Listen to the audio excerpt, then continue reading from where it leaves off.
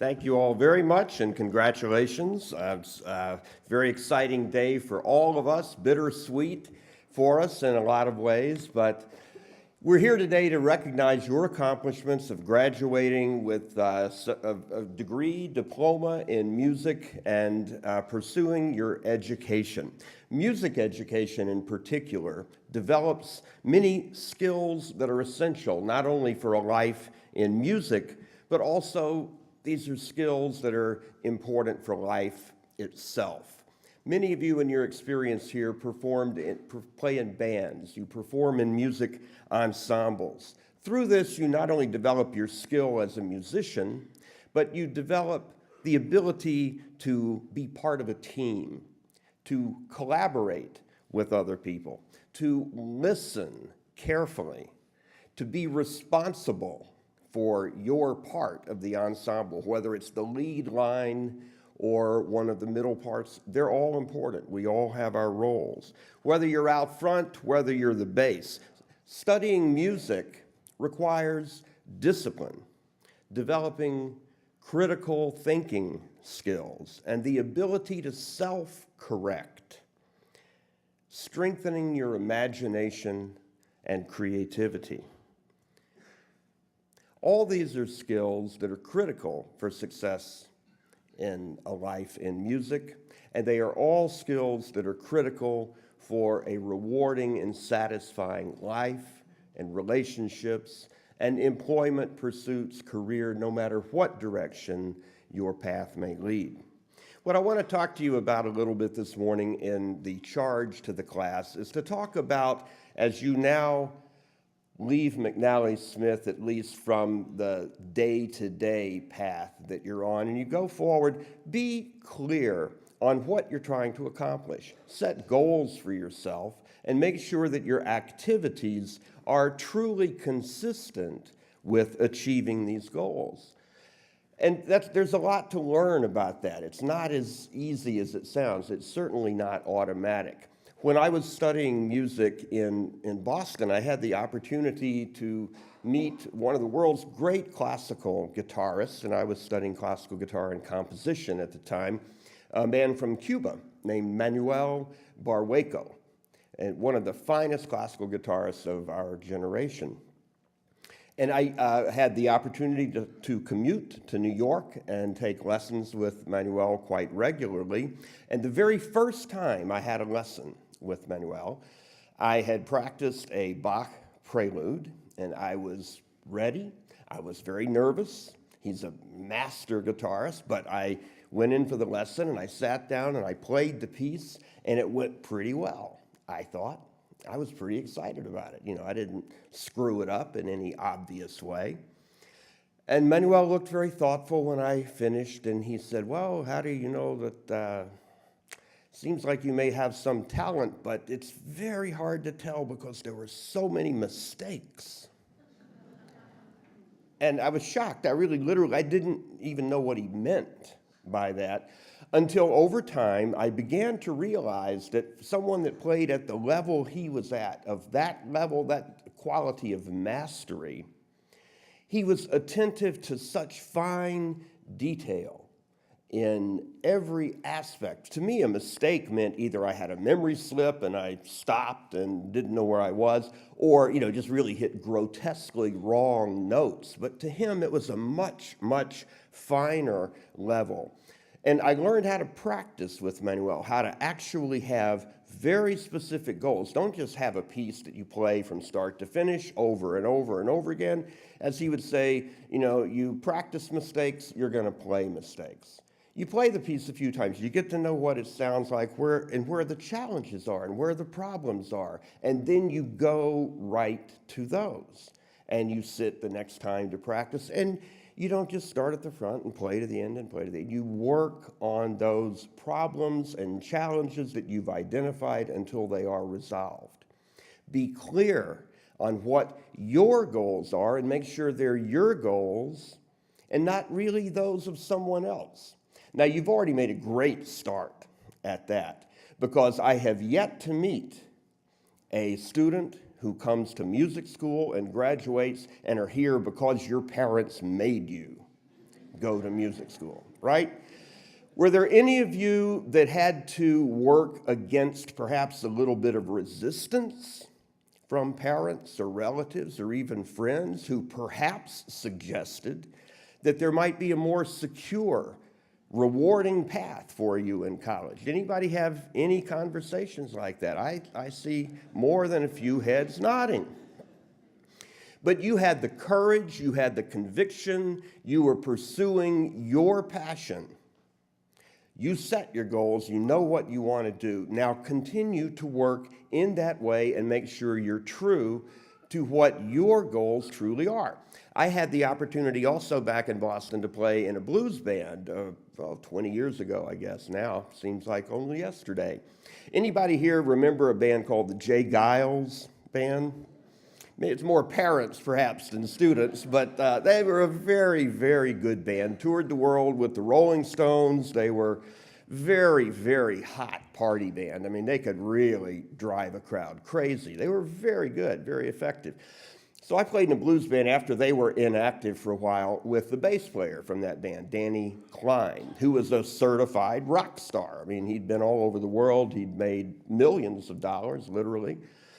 And one night after a gig, he came over and said, man, you know, I was playing lead guitar, and I was lead singer in this band. He said, you sound great, I love your leads, love them, but you know, you play a different lead every night. Every time we play the song, you play something different. I said, well, yeah, that's what I'm doing. I'm just improvising, having fun. And he said, well, that's not how it's done. So what do you mean? He said, well, Jay Giles was the lead guitar player for the band, said every night Jay would play the same solo in every tune, and we knew what he was going to do. So when he'd start the second chorus, I knew where he was going. Seth, the keyboard player, would expand his range. I'd kick it up an octave, and his phrase, I'll never forget, was, "That's how you drive a crowd into a frenzy." Knowing every moment that's going to happen, having it well planned, well rehearsed, choreographed, and you're good, and it works. And I thought, yeah, right, okay, drive a crowd into a frenzy, play the same solo. And I'm thinking, well, wait a minute, I'm 42 years old. I'm just playing in a blues band on the weekends because I love doing this. That's not, I don't want to play the same solo every night. It's nice to drive a crowd in a frenzy, but that's not what I'm trying to do either. I want to play and have fun and express. So I appreciated the advice and I appreciated the lesson, but I actually found that it was not consistent with what I really wanted to do.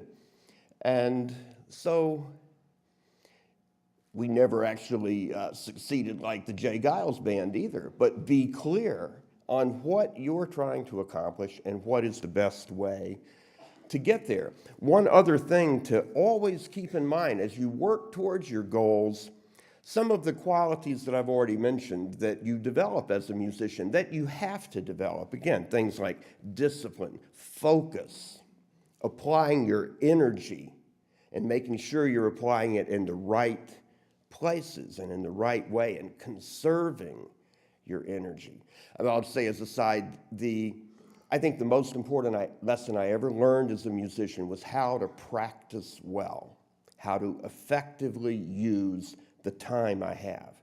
Because as you go through life, the time you have is going to seem less and less for various reasons as things happen. Families start, jobs of one type or another, everything gets crazy. You have less and less time. Learn to use that time really, really well. There's one more quality that is critically important. Darwin talked about it when he said that it's not the strongest of the species that survives. It's not even the most intelligent. It is the one that is most adaptable to change. Jack McNally and Doug Smith, by the way, has the flu. Surprise, can't be with us today. We're sorry. We know he's here in spirit. Almost 30 years ago, Jack and Doug got together and started a music school. They started, rather, a guitar studio joined together as two guitar players, had a music school, guitar lessons, eventually expanded, added drum, voice, other instruments, grew, eventually added some technology, eventually pursued accreditation, and diploma programs sprung up. Then associate degree programs sprung up, and then eventually bachelor's and master's degrees. When they started 29 years ago, their goal was not to create McNally Smith College of Music. Their goal was to make a life doing music, doing what they wanted to do. But they were adaptable to change. Look at the circumstances as they evolve in your life and be aware of where you want to go, how you want to get there, but also be ready to change your plans, your mind, your direction. Be responsive, be out. Don't merely be responsive, also be proactive. Guide your own future, but always be ready to adapt, to change. In a few moments, you will be college graduates, but you're not unprepared and you're not on your own. Since day one, we've tried to create an environment here that provides substantive, real-world experiences whereby you can eliminate the separation of college from the so-called real world. You've built a great network of friends and colleagues and allies that will be with you always, helping you and caring about you. Today is an important recognition of your accomplishments, but we hope that it is not goodbye. We wish you every success and the happiness you seek, but know and understand that you will always be a part of the McNally Smith community of artists, educators, and friends at your alma mater. I told you the story of the two guitar teachers that started this college, and I'd like to now take the opportunity to introduce to you the one healthy member who is on the stage with us today. Please welcome and meet Jack McNally.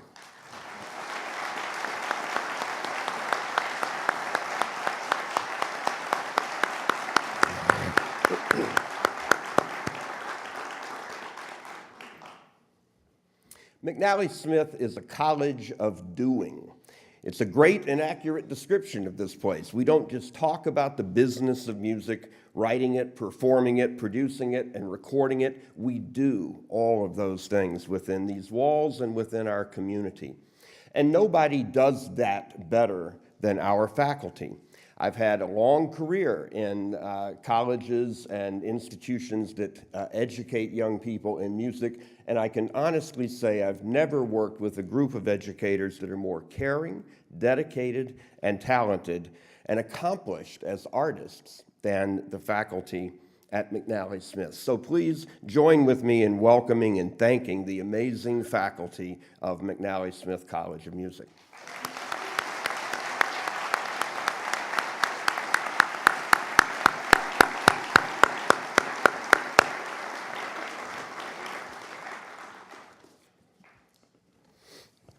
So now we're going to move to the next portion of our program, and I want to introduce to you Anna Pollock, who is a perfect example of why I love my job and also why it's very bittersweet in a moment like today.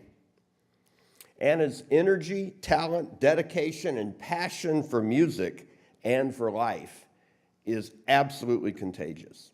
I have hardly ever seen Anna when she's not smiling, offering to help somebody, being friendly, offering encouragement, and just being an amazingly positive person.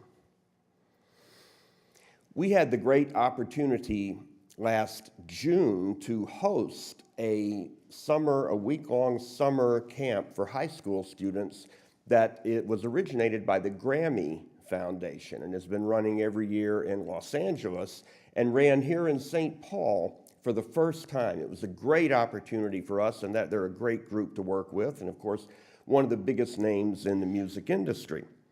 Anna was working as a student worker and a representative of the college and helped with the camp that week, last June. As a result, you can read about Anna in the program, she maintained this connection, did such a good job that they have invited her to move to California after graduation and work with the camp in this coming summer.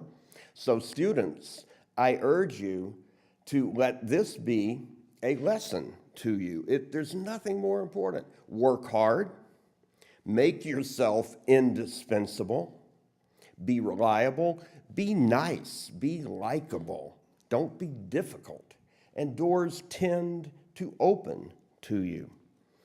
And I love this job for so many reasons, and one of them is I get to meet so many great students and exciting people, and I know a lot of you right in front of me, and Anna is certainly one. But then it's bittersweet because people graduate, they move on. Sometimes we stay in touch, sometimes it's not so easy. I suppose I could cue the contemporary vocal ensemble now to sing The Circle of Life.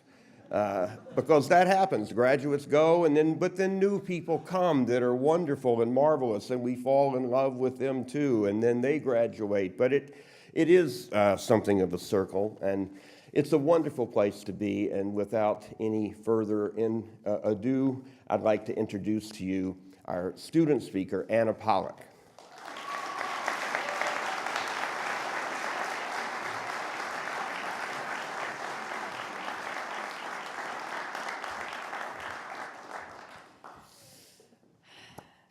President Chalmiers, esteemed faculty and staff, colleagues, friends, and family, I am so very honored to be speaking in front of you today. There are so many people in this room who I deeply respect and admire, and I would like to thank everyone here for making today happen not only for me, but for the class of fall 2014. I'd like to first address my classmates and ask you to remember the first time you walked through the doors of McNally Smith College of Music. Perhaps it was at open house, audition day, orientation, or maybe it was your first day of class. Think hard about who you were in that moment. Now, think about who you are, sitting here today in your cap and gown, receiving a college degree. If you are anywhere closer to becoming the person you aim to be in life, then college was a success, and congratulations. Of course, we haven't taken the traditional route. I don't know about any of you, but if I had $1 for every time someone asked me why I chose to go to private music school, I would have enough dollars to actually pay to go to private music school. Sure, this path is scary and winding, and we may never end up exactly where we always thought we would. But we are a creative breed, and if anyone can adapt to change, it is us. We have lived and breathed change our entire lives. We have seen pillars of the music industry crumble. We've seen breakthroughs in the world of DIY and grassroots crowdsourcing. We've seen our lives documented before our eyes. We can now record, save, send, repeat our entire existence with the touch of a button. We have the ability to make our lives mean something. And even though that's profound, I can't shake the feeling of getting lost in the mix.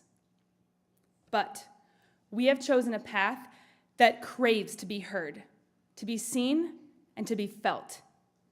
We chose this school and this industry because it has meaning. It is more than a way of making a living. It is more than just something to do from 9 to 5, Monday through Friday.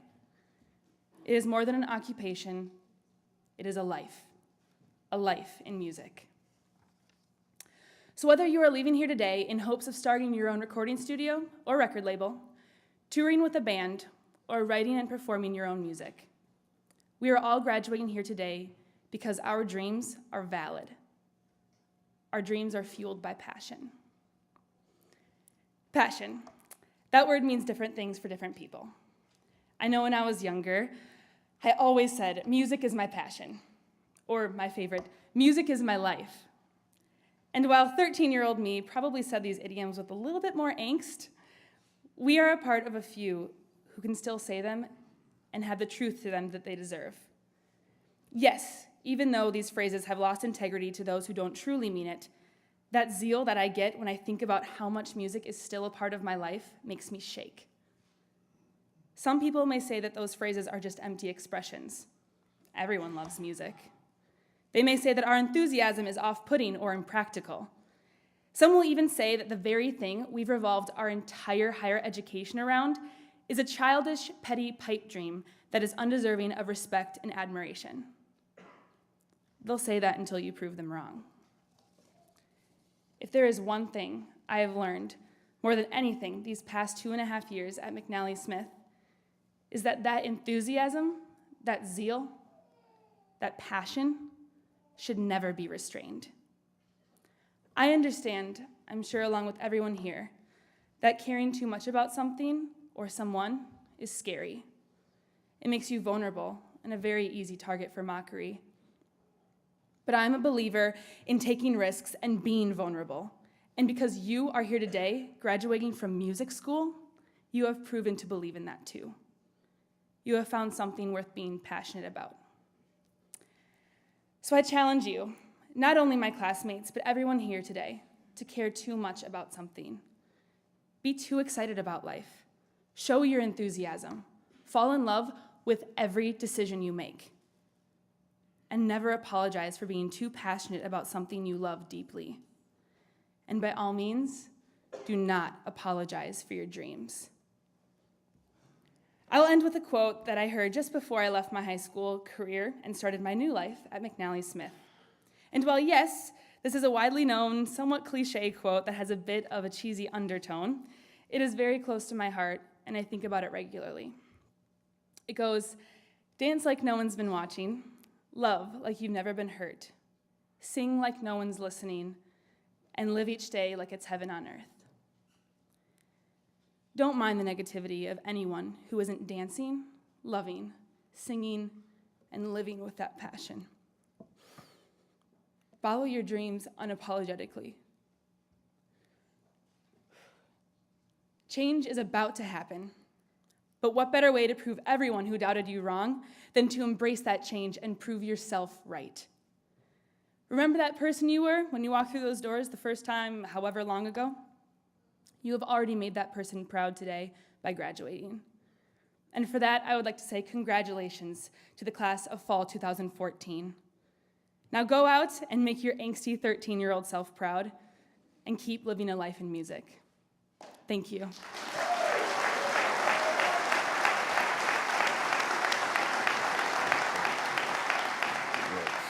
You know, at McNally Smith, we really have done everything we can to try to prepare you guys and everybody else that comes through these doors to make a life in music, doing what you love to do.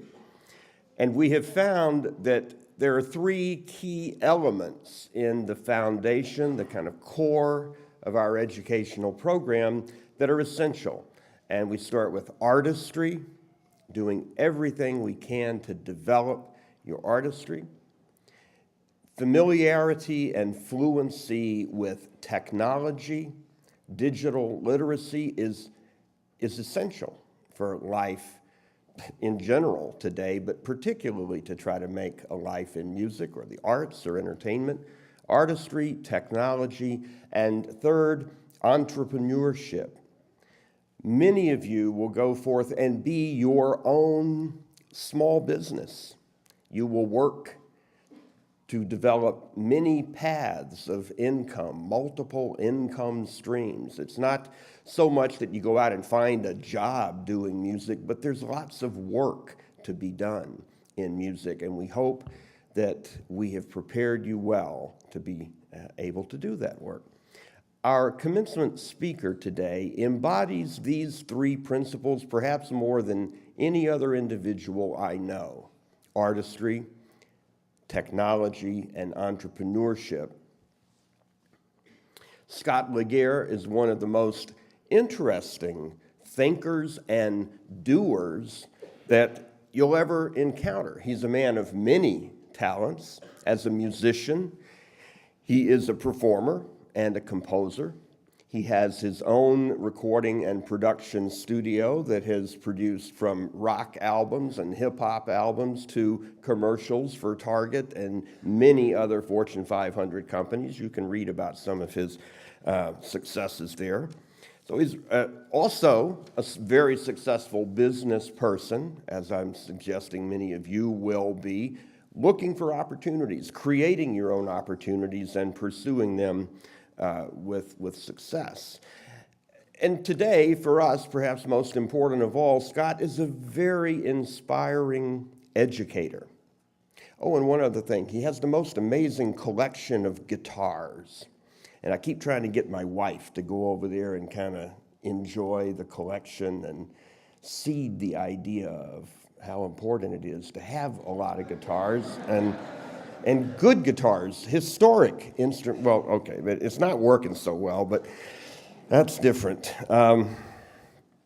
Scott was on our faculty for several years ago and was hugely successful, a great inspiration to the students, but he had other opportunities come along and he left the college for a few years to pursue his own business, and he pursued it very successfully. But I was very happy to hear the rumor that Scott was becoming a little disenchanted with just the world of making commercials and doing this and the business end, and he was really missing the classroom and missing the inspiration of being in an educational environment, which is a unique and wonderful place to work with colleagues, and especially to work with exciting, young, challenging, creative people. So when I heard the rumor, I did everything I could to try to lure Scott back to McNally Smith College of Music. And I'm so happy that he was very interested and he agreed, and he has now come back as the new head of our music business department. So I'm going to invite Scott now to give his address and give you the opportunity to experience firsthand the truth of everything that I've just said about this very dynamic young man. So please welcome Scott LeGere.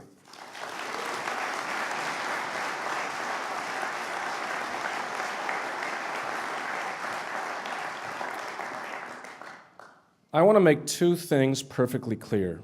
Number one, to some of Harry's remarks, I'm really just a piano player looking for work, often. And number two, I never want to follow Anna Pollock ever again.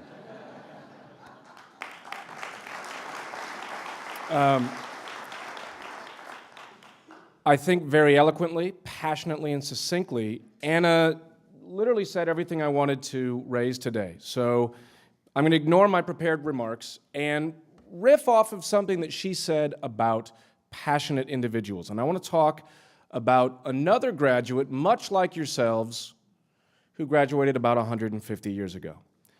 His name was Elliott Easton, and Elliott Easton came out of school as a lawyer. He was excited about law, he was excited about business, but he was especially excited about the times that he was born into, what he saw going on around him. Now, this is the heady days of the 1870s, right? I don't know how they lived without Netflix, but there were exciting things going on. There was electricity.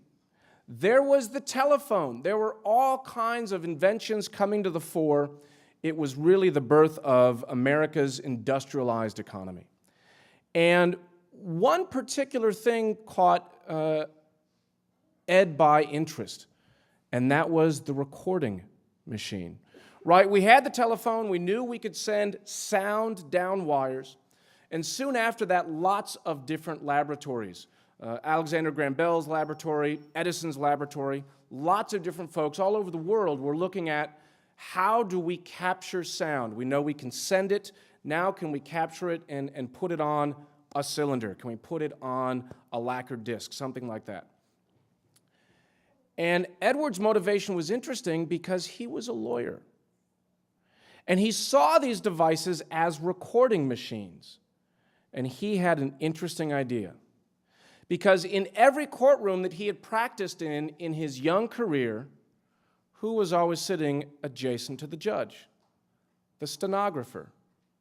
And he figured, if I can convince courtrooms around the country to buy a recording machine, I'm going to sell millions of them. Sure, I'm going to put all kinds of stenographers out of business, but I'm going to make a whole bunch of money.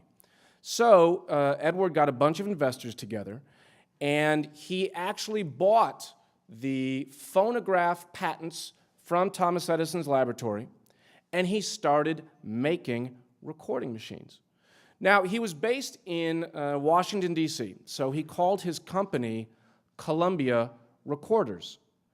Columbia being the District of Columbia, the seat of so many courts, from the Supreme Court to various appellate courts and on down the line. He thought, what a great place to start if I'm going to sell a whole bunch of these machines.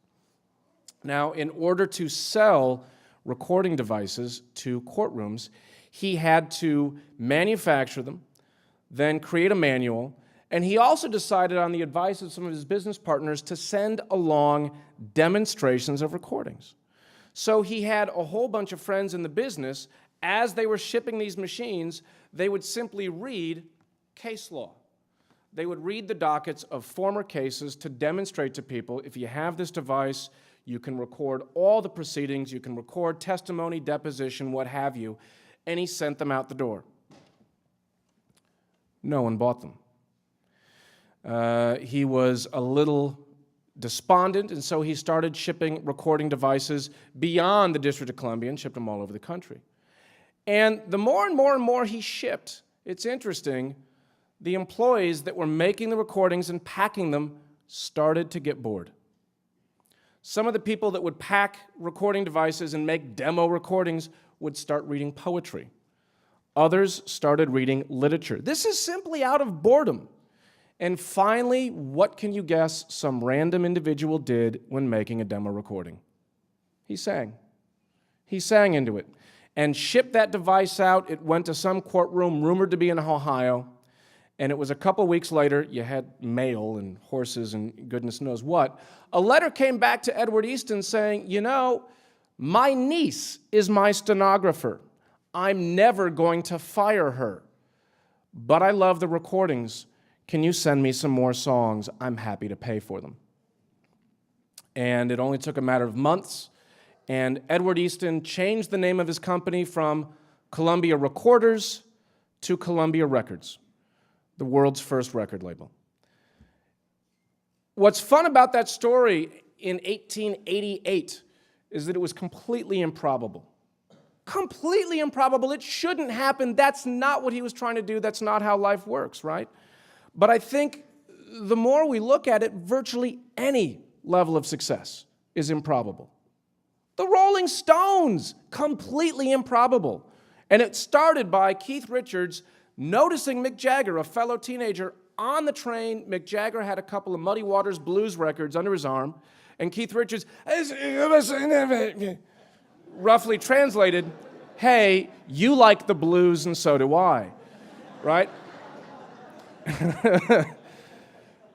I love the Stones.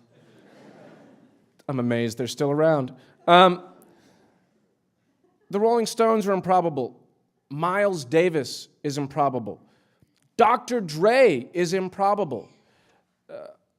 A poor child from a difficult neighborhood creates a record speaking to the challenges of growing up in Compton.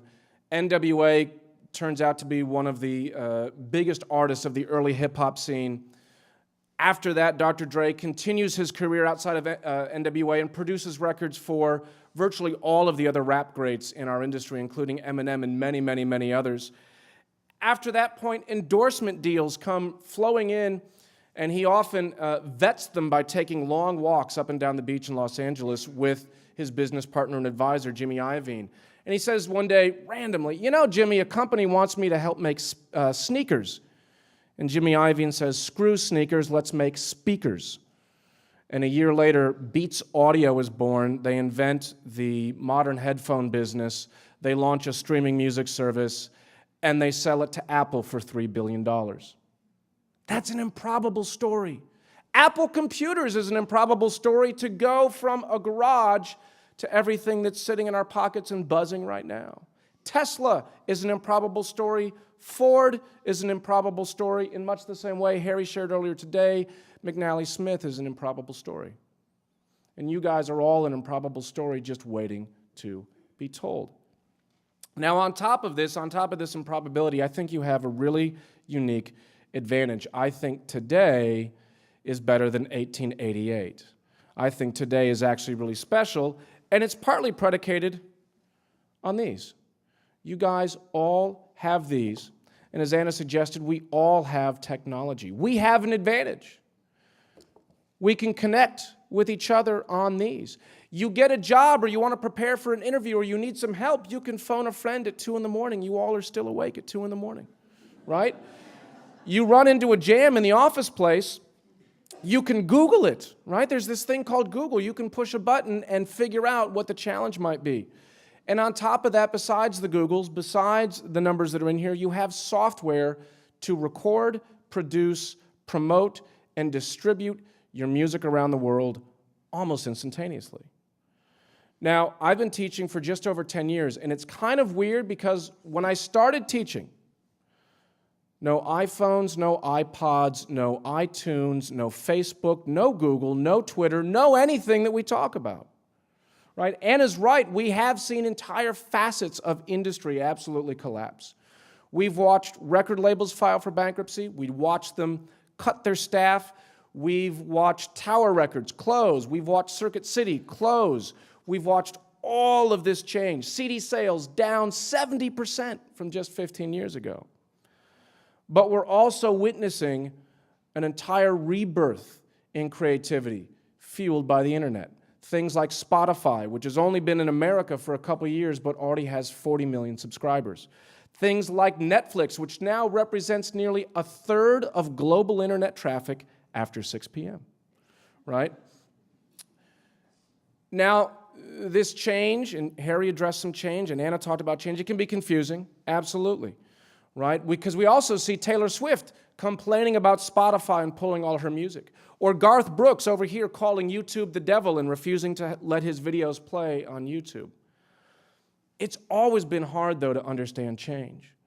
Don't forget that 100 years ago, John Philip Sousa testified in Congress that recorded music would ruin the musical culture of America, right?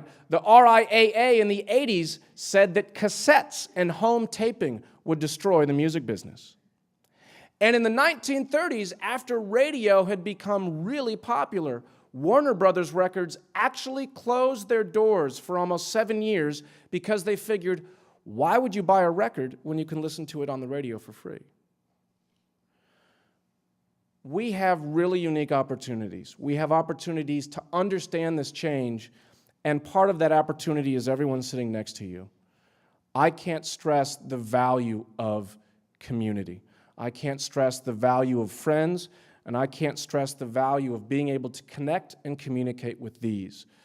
In the last 20 years of my professional career, a lot of improbable things have happened, and I will be the first to say it's almost always by accident and always by the grace of friends, family, and even some of the same people that I graduated from college with. I want you all to remember that. We're a small college, and in many ways that can be a disadvantage in certain scenarios, but it also means we know everyone that's sitting next to us, right? And we know that we can reach out to them to understand tomorrow's dynamic with these devices. Opportunities exist. We have more advantages than ever, and I can't wait to see what you guys do. I'm reminded, actually, just the other day, I was solidifying reservations for South by Southwest. South by Southwest is the annual music, film, web, and now education conference that happens in Austin, Texas every year. And it's a place where the entire industry goes to share ideas and strategies and to have conversations just like these. And a couple years ago, I was walking down the street with a friend of mine, Sean, from Chicago, where I grew up, and we ran into an old friend of ours, Vincent. And we hadn't seen him in a long time. It's, Vinny, how you doing? Great to see you. It's been about 10 years. Vinny was a little bit wider and had a little bit less hair than he had when we first saw him. And we said, hey, man, you know what's going on? You were just starting to make videos with bands and all kinds of things like that. What are you doing now? And just in the middle of 6th Street, he said, well, you know, yeah, I'm now president of programming for VH1. That's what I'm doing now. And oh.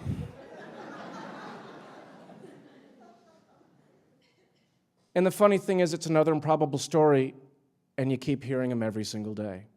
And as we walked away, my friend Sean turned to me and goes, man, I gotta tell you, give any motivated 10 years and they'll run the place. And I think that's true. And I want you guys to be those motivated. And I want to see where you are in 10 years. It will be improbable, and it will be awesome. Thank you so much.